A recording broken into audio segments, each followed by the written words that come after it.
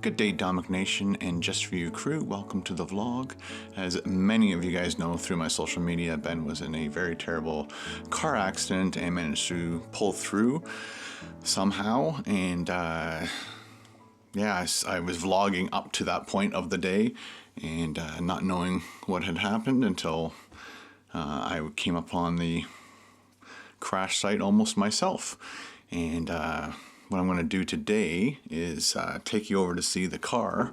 Ben right now is sleeping and resting.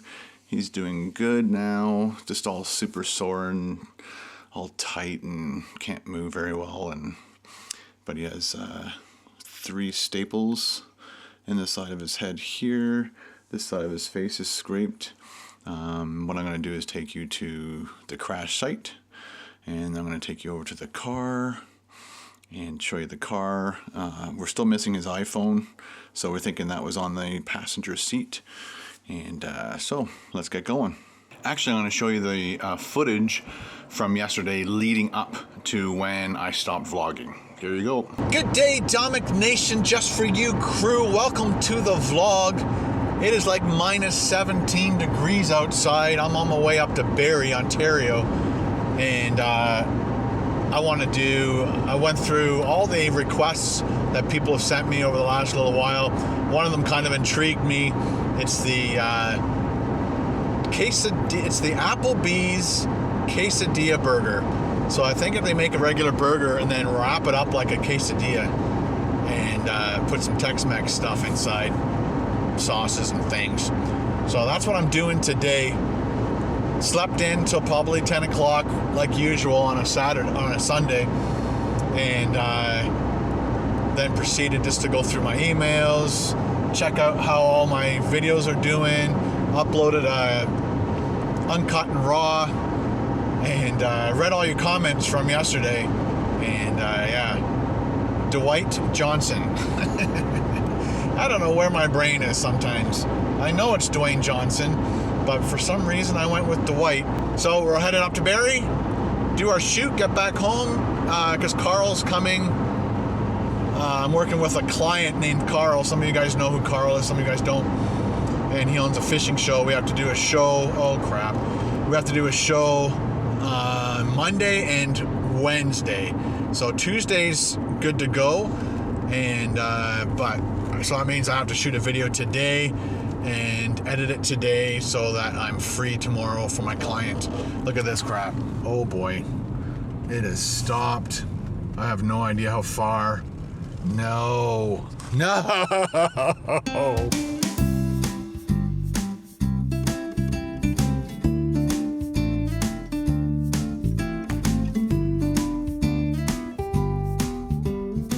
All finished up at Applebee's and trying to get home. There's an accident or something up here on the highway, so everything's moving very, very slowly. Crazy slushy weather because of the snowfall last night. It's caused a little bit of a catastrophe here in Barrie, Ontario.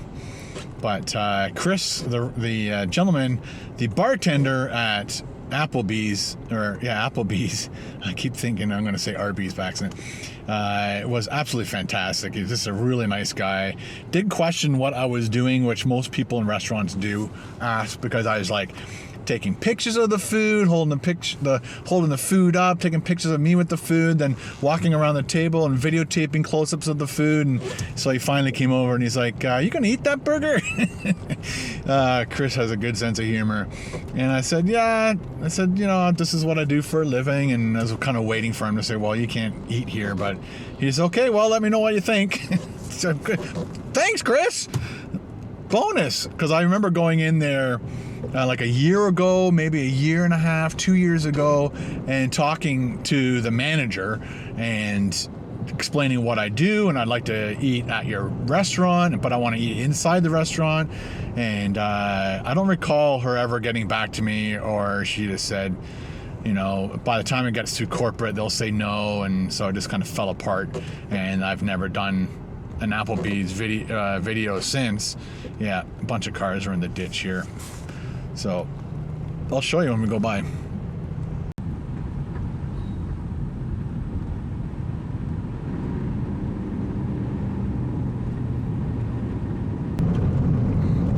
no, another person went off the ditch. Jeez, with a kid. Oh boy, that's how crazy slippery it is. The things I do for you guys. Risk my life. All right, so we'll see you back at the house. Ciao.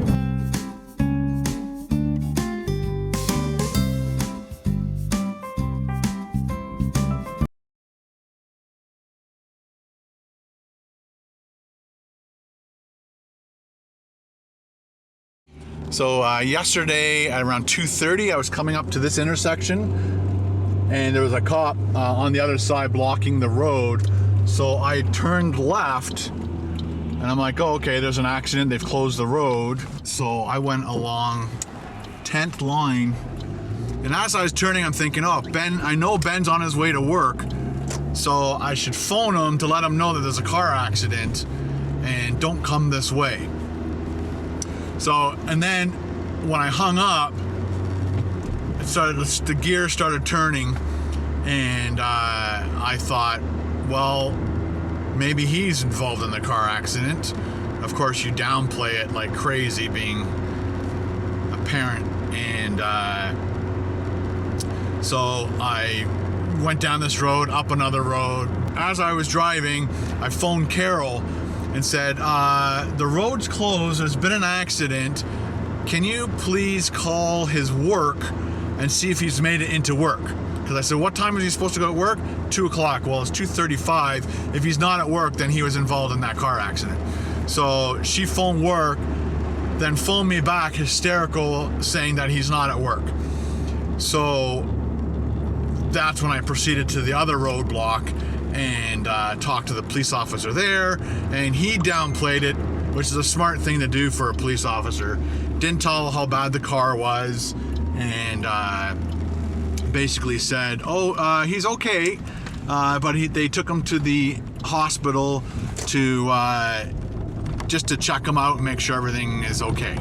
So he downplayed it because, as you know, the shape of the car wasn't not downplayable.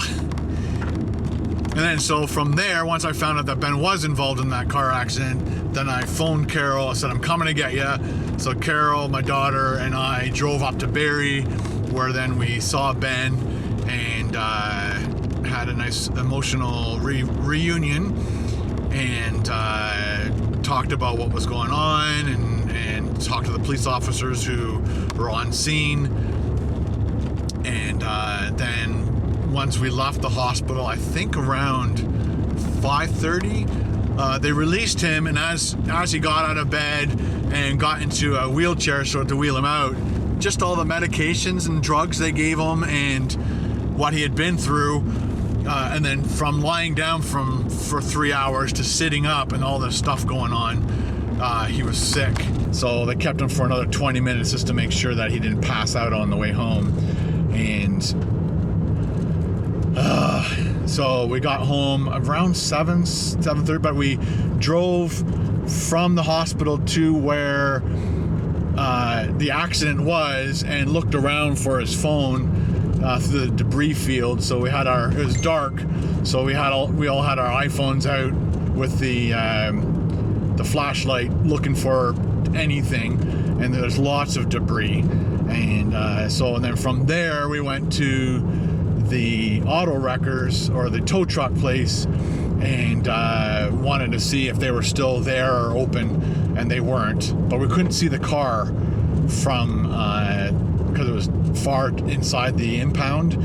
So anyway, so then from there we went home and sat down, made him chicken noodle soup and chicken and rice, things that he wanted, and he just went online and started talking to his friends and letting them all know he was okay.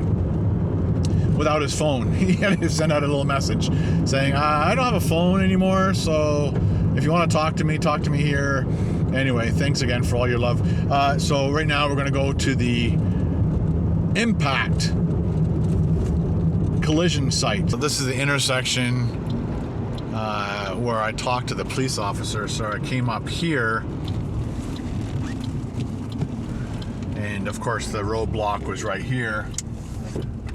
And so I stopped the car, got out and talked to him here, and then I went home. Well, this is the impact site. I'm just gonna try to explain some things just before we go outside, because it is crazy windy. The snow is now drifting across the accident site, so it's buried a lot of stuff. But there's debris all over this field and way out into the field. Bits and pieces over here.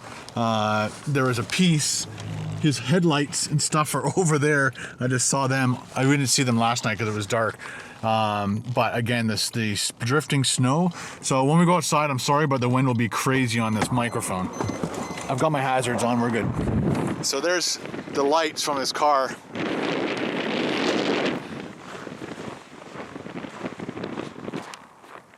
Debris, debris, debris, debris. This was the accident site right here.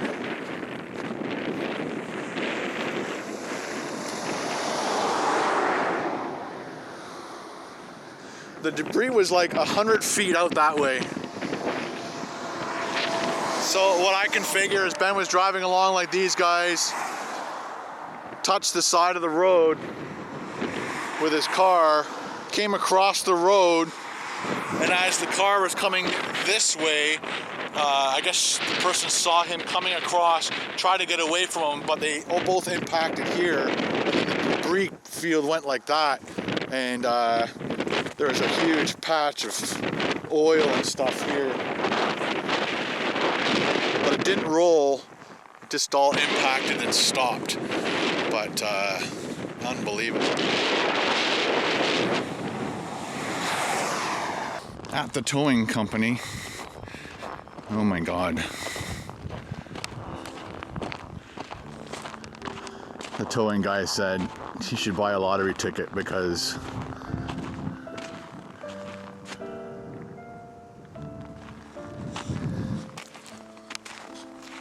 holy shit.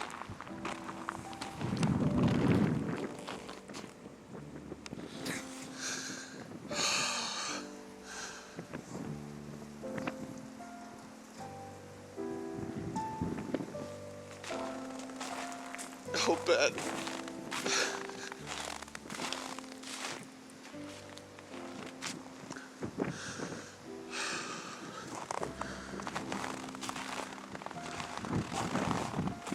Oh my God.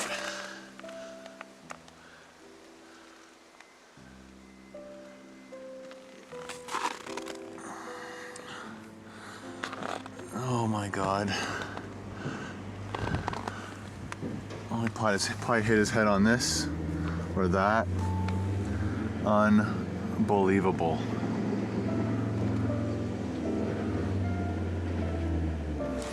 That's incredible.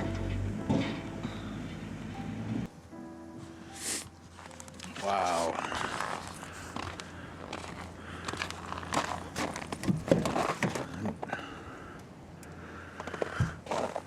Unbelievable. Yeah, if there's anybody sitting in that chair, they would have been in trouble, big time. Can't seem to find the phone. Just kind of hoping, oh my God, it's right there. You see the phone, guys?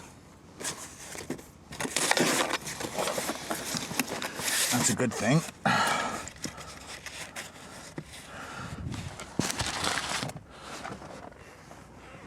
Don't fall down.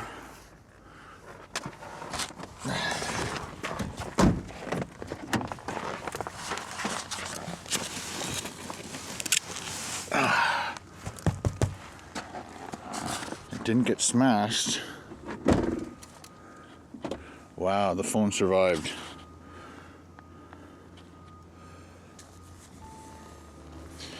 Probably frozen. Put it in my pocket.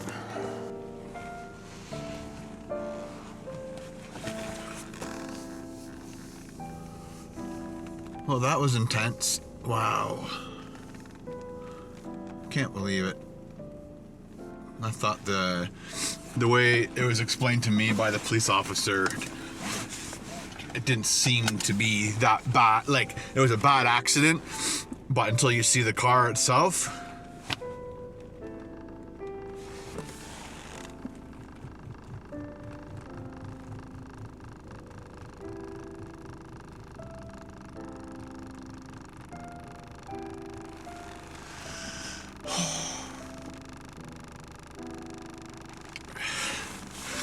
like I said, on